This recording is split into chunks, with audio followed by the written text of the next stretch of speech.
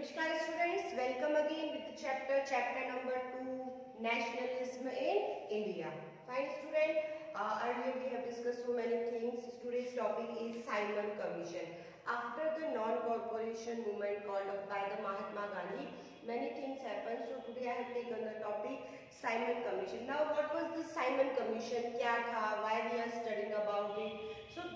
So many drawbacks were there in the movements, and Gandhiji was trying to gather the Indians for the next movement. Next movement we will study about the civil disobedience movement. So between the non-corporation and the starting of the civil disobedience movement, there are some things happen in the history. So first was the Simon Commission. Now what was the Simon Commissions about it? It was officially known as the Statutory Commissions. इसको mostly officially जो नाम दिया गया it was the Statutory Commission. So total member was 7. इसमें 7 members थे.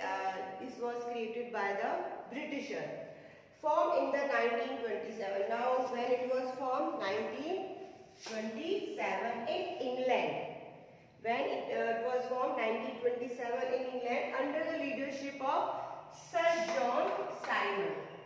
Sir John Simon जो थे इसके हेड थे और उन्हीं के नाम पर इस कमीशन का नाम क्या पड़ गया? Simon commission. Full name was Sir John Simon. Fine. It was created in 1927 in England.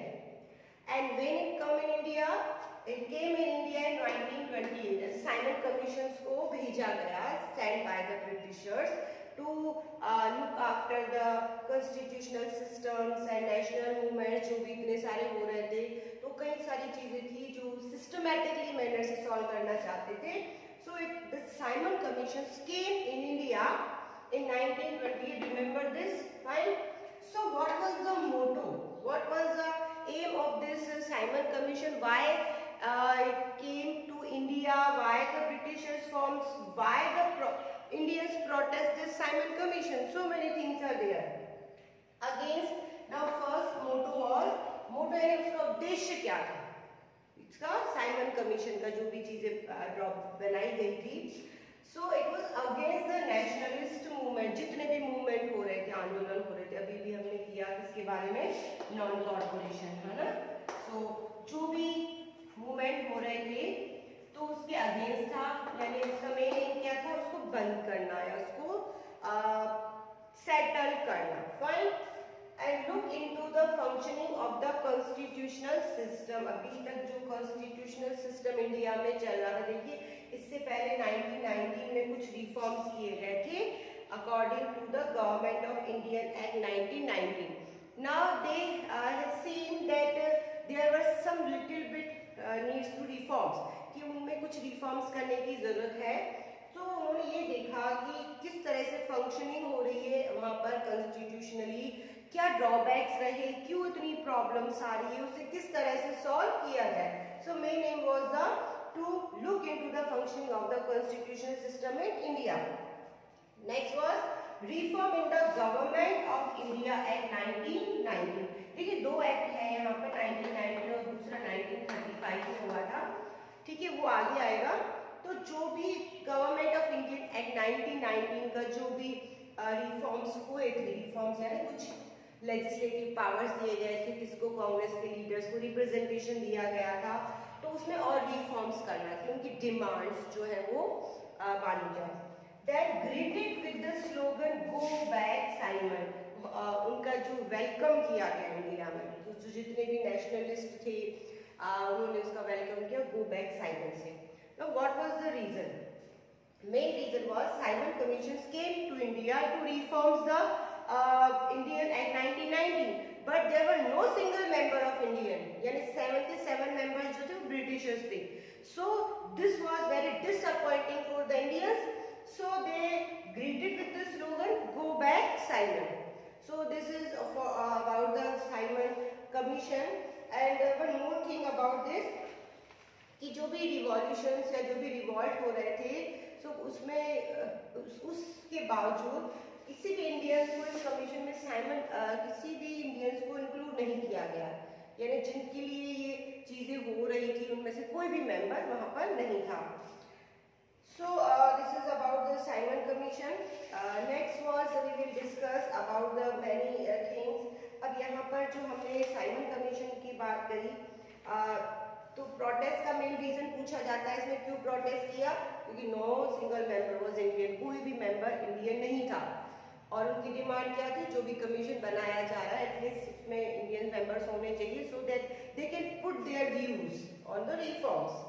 Fine, and dominant state of India, unspecified coming years, round table conference to discuss the future constitution। उसके बाद round table conference का हम start किया गया reforms के लिए। उसके बाद महात्मा गांधी ने वो सारी जो राउंड टेबल डिस्कशन है उसमें पार्टिसिपेट किया। इसको हम अभी और साइमन कमीशन को I will explain according to your book कि उसमें किस तरह से चीजें दे रखी है, कुछ पिक्चर्स भी है, उसको हम डिस्कस करेंगे according to your NCERT book. Fine students. So students, let's start with your book different strand with the movement. In this section we have discussed about the movement in the towns। अब towns की बात करी थी हमने, सबसे पहले हमने examples किया था किसका, अवध का। So this about it। Next was the movement strand with middle class। middle class का participation था। the headmaster, teachers resign the jobs, lawyer give up their legal practices, these all things we have discussed। and the province except Madras, Madras को छोड़कर बाकी सभी जगह पर ये सारी चीज़ें बहुत ही सक्सेसफुली इम्प्लीमेंट हुई। नेक्स्ट इसको हम थोड़ा सा शॉर्ट में करेंगे। the effects of non-corporation on the economic front were more dramatic। Foreign goods were boycotted, liquor shops were picked, and the foreign clothes burned in the huge bonfire। These are the process of the non-corporation। The import of the foreign cloth halves between the 1920 to 1922, यानी कि between this जो import था, है ना, जो आ रहा था foreign cloth, उसका जो इम्पोर्ट था वो हाफ हो गया, किसके बीच में, 21 से 22 के बीच में। Just because the all people of India, they are protesting and they are supporting the non-corporation movement। its value dropping from the 102 crore to rupees 57 crore। देखिए वैल्यू कितनी होगी, 102 करोड़ से 57 करोड़ तक। in many places merchant and traders refused to trade to foreign goods और finance foreign goods। कई सारे merchants ने finance करना मना कर दिया foreign trade के साथ उन्होंने। as the biker movement spread, the people began to discarding import the cloth and the wearing only the Indian ones। अब किस पे सपोर्ट किया गया, इंडियन वंस की, वो क्या पहने, इंडियन गुड्स को पहने। and the production of Indian textile mills and handlooms went up। अब यहाँ पर इसका रिजल्ट क्या रहा कि जो इंडियन टेक्सटाइल्स मिल है, जो हैंडलूम्स है, उनका प्रोडक्शन बढ़ गया, उनकी डिमांड्स बढ़ गई।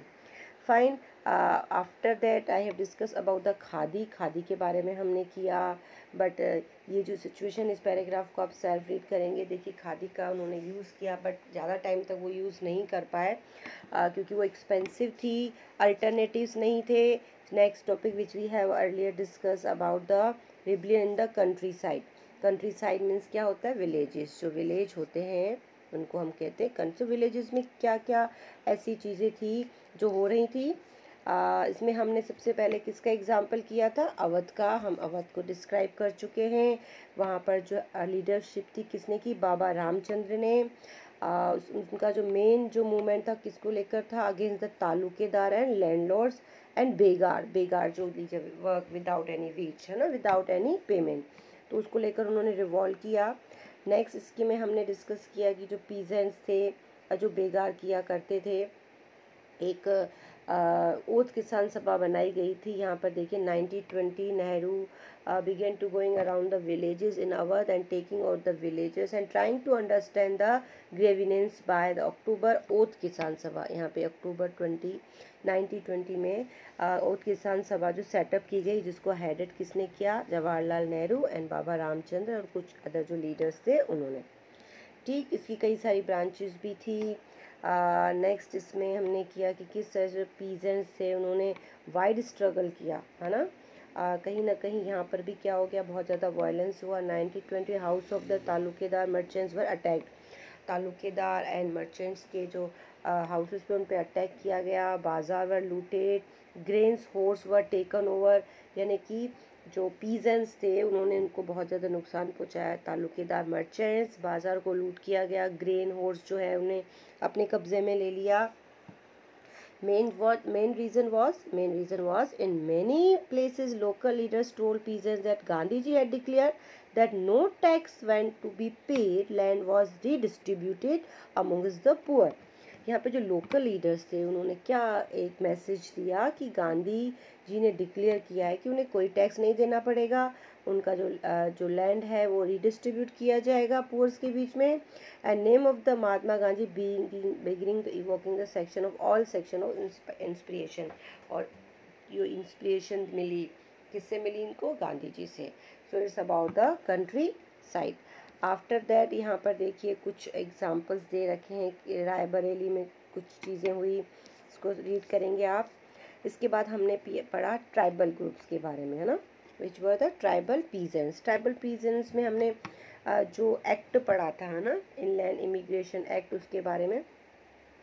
Tribal peasants interrupt the message of the Mahatma Gandhi and idea of Swaraj in yet another way. अब ट्राइबल्स के लिए मीन अलग था, किसका, महात्मा गांधी का जो आइडिया था स्वराज्य का उन्होंने अपने वे में लिया।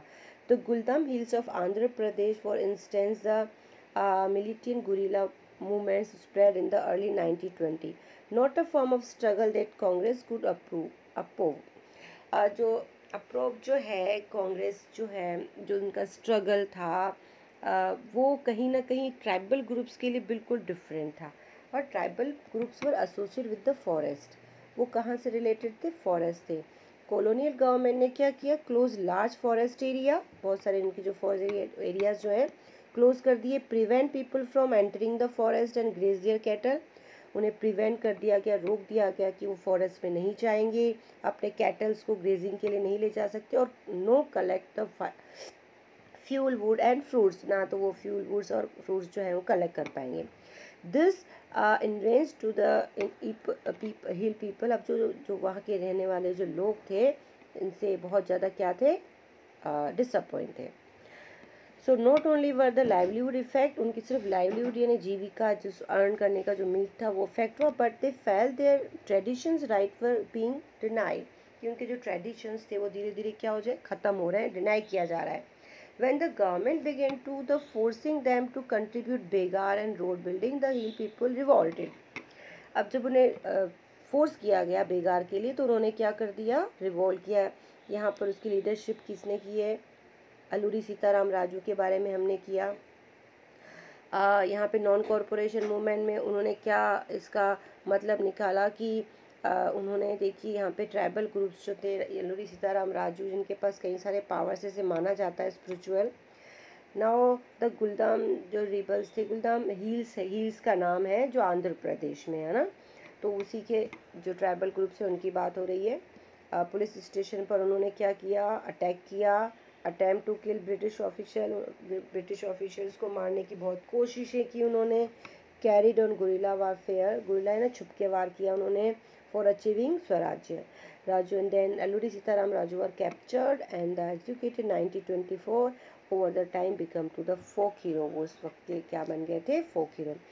स्वराज्य and plantation, in this section we have discuss about the जो प्लांटेशन वर्कर थे आसाम की बात करेंगे। उनके लिए फ्रीडम का मतलब क्या था, to move freely in and out of the content space which they have enclose, particular जो एरिया में वो रह रहे थे, कहाँ पर रह रहे थे वो, जो गार्डन्स थे, जो फील्ड थे, वहाँ पर वो इनक्लोज थे, तो उनके लिए फ्रीडम का मतलब था, it was to move freely and it means to retaining to link with their village from which they had come, कि वो वापस उस विलेज में जा सकेंगे जहाँ से वो आए थे। अंडर द इमिग्रेशन, अब यहाँ पर आपको सबसे इम्पोर्टेंट चीज़ याद रखनी है, under the inland immigration act of 1859, plantation worker not permitted to leave the tea gardens without the permission. In fact, they were rarely given such permission. वो बिना परमिशन के नहीं जा सकते थे और उन्हें कभी परमिशन मिलती नहीं थी। So what happened when non-corporation movement start? When they hear of the non-corporation movement, thousands of workers deny the authorities, left the plantations and the headed home. अब वो सब लोग अपने घर की तरफ चलने लगे. They believed that Gandhiraj was coming. उनका ऐसा मानना था गांधीराज आ रहा है. Everyone would to given land in their own village. सभी को अपने अपने गांव में क्या मिलेगा? लैंड मिलेगा. They however never reached their destination. लेकिन वो अपने डेस्टिनेशन तक, मंजिल तक कभी पहुंच ही नहीं पाए. And the strand on a way by the railway, the steamer strikes, they were caught by the police and brutally beaten up. अब जब वो पहुँचे अपने डेस्टिनेशन तक जाने के लिए स्टेशन, तो वहीं पर उन्हें अरेस्ट कर लिया गया. पुलिस ने उनको पकड़ लिया, कॉट कर लिया एंड ब्रूचली बिटन अप, बहुत उनके साथ उनको मारा गया, पीटा गया. यानी वो वहीं से आए थे, वहीं पर चले गए. So this is about the plantation worker. Now next topic which we have discussed about the civil disobedience movement. Now इसमें हम बात कर रहे हैं किसकी? साइमन कमीशन की. ठीक है, साइमन कमीशन. थोड़ा इसको हम देख लेते हैं साइमन कमीशन को. फाइन. अब साइमन कमीशन की बात करें तो सर जॉन साइमन के नाम पर इनका क्या पड़ा था? नाम पड़ा था sir Simon commission. When the Simon Commissions arrived in India in 1928, it was greeted with the slogan "Go back, Simon." उनको ग्रीट किया गया, उनका जो स्वागत किया गया वो किससे किया गया? साइमन गो बैक के नाम से. Why? The reasons was that no member was the Indian in this commission. All parties include the Congress and Muslim League participated in the demonstration. सबने demonstration किया. If a no win to over the victory, Lord Irwin announced the October 1929 Wagyu for the dominant state in India an unspecified futures and round table conference to discuss a future constitution. अब एक round table conference को organize किया गया जिससे future जो constitution बनने वाला India का उसको discuss किया जा सके. They had no satisfy the Congress leader. वो Congress leader जो थे दिस डिड नॉट, लेकिन ये सारी जो भी एफर्ट्स ब्रिटिश गवर्नमेंट के द्वारा किए जा रहे थे उनसे वो सेटिस्फाई नहीं थे.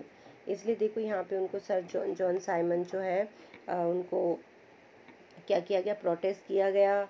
अब यहाँ पर वो देखने आए थे कि फंक्शनिंग कैसे हो रही है, कॉन्स्टिट्यूशनल सिस्टम कैसा है इंडिया का, उसमें क्या क्या चेंजेस किए जाने चाहिए. The problem was that commissions did not have the single Indian member, they were all British. जो भी मेंबर्स थे वो क्या थे? उसके ब्रिटिशर्स थे, कोई भी इंडियन नहीं था. That's why they protest this movement. Now next topic which we have discuss about the, यहाँ पे जलियांवाला बाग, इसको हम नेक्स्ट सेशन में करेंगे. So it's all about today. Thank you and have a nice day.